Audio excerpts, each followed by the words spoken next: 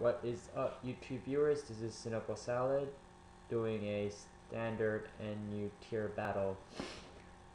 So I start with Dyson, my flying rotom, and Monferno starts with his own Monferno391 bitch, and he just goes with the stealth rocks. I'm guessing he just wanted to get them up first, seeing as my team is very vulnerable to stealth rocks, as you guys will see later on. So I go straight for the volt switch. I was expecting a switch here, but I guess not.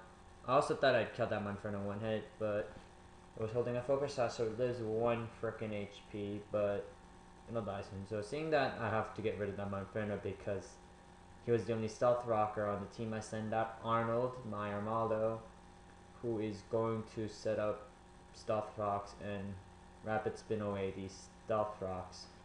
So I make a really obvious play here and go for the rapid spin.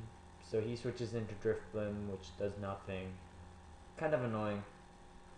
So I knew he was going to switch out anyway, so I could rapid spin there.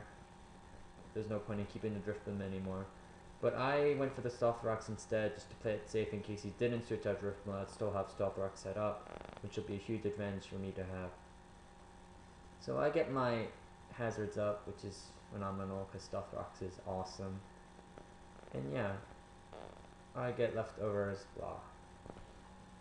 So his Quagsire, I thought it'd be way defensive, and I wouldn't do any damage to it. And I went for the Stone Edge thinking he'd bring his Drifblim back, expecting a rapid spin or something. I guess not. But Stone Edge does a sizable amount of damage I can actually see. Like it's like 10%, which is a lot. I thought it would do a lot less than that because Quagsires are bulky and they're usually really hard to kill unless you have a grass move or something. So he has his curse up, which means he's probably going to stay, which gives me the perfect opportunity to go for a rapid spin and get rid of the hazards I have on my field because this is one of my many Pokemon that are weak against Stealth Rocks. I believe only one isn't weak against Stealth Rocks.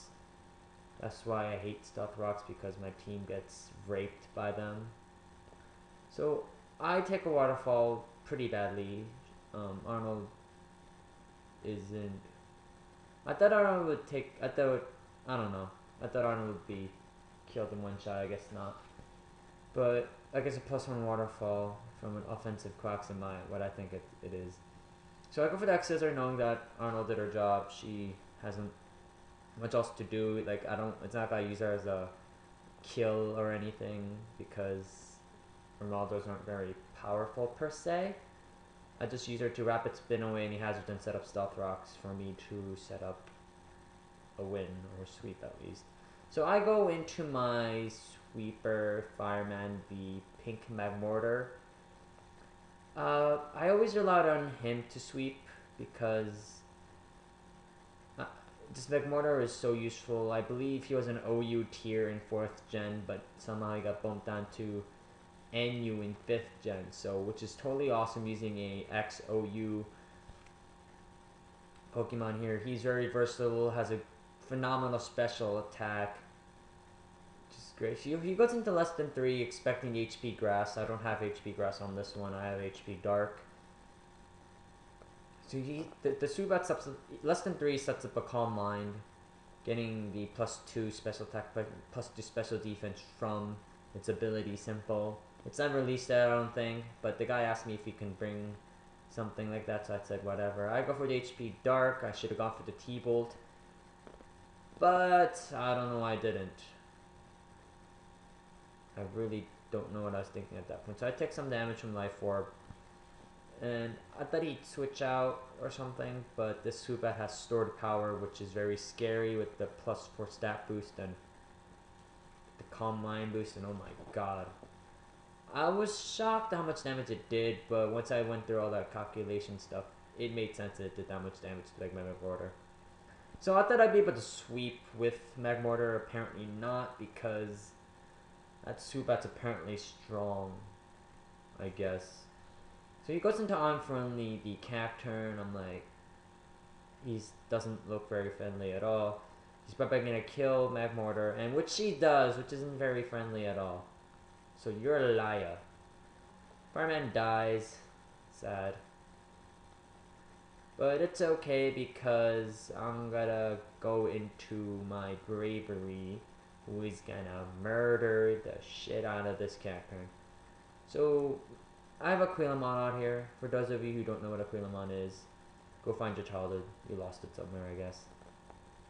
So Quillamon takes a Sucker Punch a lot worse than I thought it would be. But I go for the U-turn and Aquilomon rips that stupid thing to shreds. And it's totally awesome. But what I've noticed is that a lot of many other online battlers say, like, to the face. My Pokemon don't go for the face, they go for, like, more important stuff than the face, such as vital organs, you know? Why the face? What does that have to be the face? Why not, like, the legs or the arms, you know? So he goes into Amigo, who isn't my Amigo at all. That's stupid Tauros. He even got the Spanish wrong. It's supposed to be El Toro. That's Spanish for bull, not Amigo. Amigo means friend, and that guy is not certainly my friend. So Ice Baby is going to get up a Toxic. This is Pokemon number 4 that you've seen. No, 5 that you've seen is weak against Stealthrox. As you can see, 5 out of the 6 Pokemon are weak against Stealthrox. I have to change that because Stealthrox are everywhere in the metagame. So I'm glad I got the Toxic up. I'm surprised it hit because I never hit Toxic. I'm the kind of guy who misses like tackle 4 times in a row. Like I have done that a lot. I don't know how I managed to miss tackle more than once in a row, but what can you say? But I've like definitely balanced it out with other luck. I've gotten Pokerus like 4 times, I believe, and I've found 2 shinies. So I guess it sort of makes up for my lack of hitting. So he draws out the Tauros, expecting a superpower, I guess. But he goes into Troll the Quagsire. So I do go for the superpower. I guess he over predicts. And yeah. I really thought that Quagsire was very not defensive at all. I'm not surprised how much superpower did. Even though superpower is a pretty strong attack. Like really.